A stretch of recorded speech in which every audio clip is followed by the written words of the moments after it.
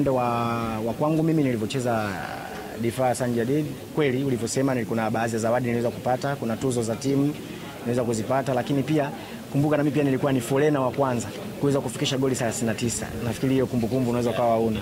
Yaani folena wa kwanza ambaye nimecheza miaka 3 nikiwa Jadida, nimefikisha goli 39.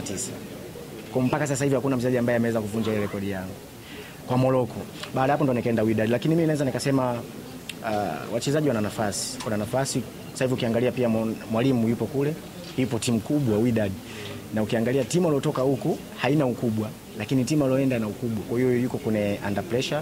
Mimi nilishakutana naye mwalimu timu ya taifa, niliongea naye na akaniambia, na mimi nikampa kila kitu cha pale jinsi kilivyo. Nikamwambia tabia zao, jinsi walivyo, jinsi gani kuishi nao. Amesema kweli kuna baadhi ya vitu nimeviona wakati nafika. Kwa hiyo mimi naamini mwalimu hatoniangusha mimi na hatowaangusha Watanzania, hatoiangusha familia yake. Na mimi natapambana kwa changamoto ambazo tulizokuwa napitia.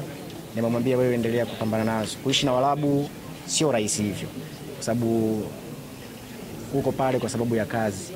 Wewe fuata kazi yako, haya mengine ambayo yanaendelea nje utaki kudili nayo. Ukisema udili nayo huwezi kucheza.